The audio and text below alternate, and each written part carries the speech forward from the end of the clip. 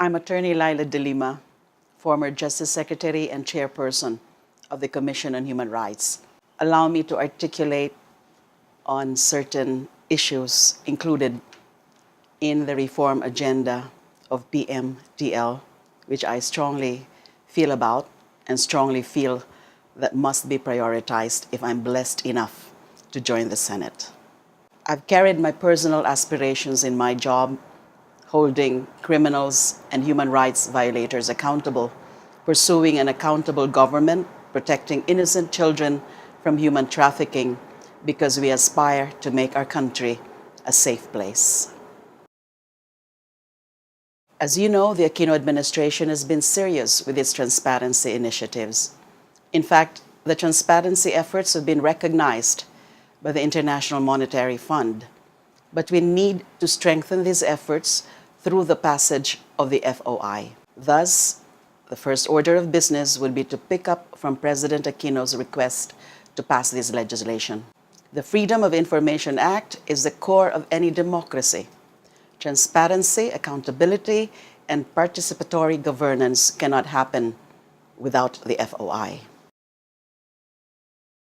Parallel efforts must be made to simplify the process of starting one's own business. The longer the process takes, the more an entrepreneur loses income or opportunities to develop solutions for the market, which is unjust. Ideally, business registration, whether sole proprietorship or corporation, should involve going to just 1 or 2 offices at the most to register or renew.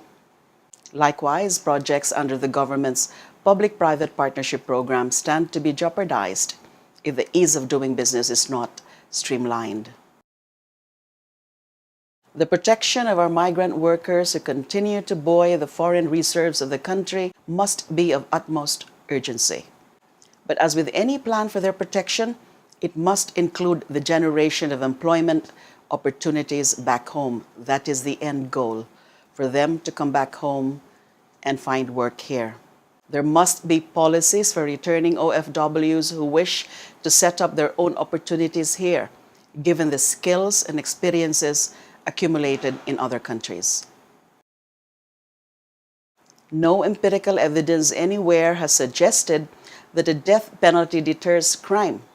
The death penalty should be abolished or remain to be abolished in this country, not only because there is no correlation between this punishment and crime deterrence, but also because its effects are basically irreversible. There is no way the state can bring back the life of a person who turns out to be innocent. I believe that we need to focus on 2 things: education and health. The greatest accelerator of social and economic mobility is education. If there is any one factor that will address inequality and poverty, it is education. Education, education. If elected, I propose to strengthen the linkage between the CCT with other skills development programs of the government, so that poor families may graduate from the CCT earlier while having the means to stand on their own. I also believe in having a stronger policy for college scholarships, especially for the children of poor farmers and other agricultural workers, which will encourage the next generation to continue cultivating and possibly innovate solutions. Many of our farmers remain poor. One solution is to give free college scholarships for their children. We must provide comprehensive health care for the poor, wherein we can focus on preventive measures. We need to ensure that we have resources for the health sector. Higher wages for state health workers, to incentivize them to serve our people, enough health centers so that patients do not have to travel for hours for health care. In the next administration, we only need to continue and improve on the vision that the Daang Matuwid offers us. We must strengthen our justice institutions further in order to assure our countrymen equal access to justice and equal treatment for all. Ito po si Leila de Lima. Justice without fear or favor. Yan po ang hustisya. Maraming salamat.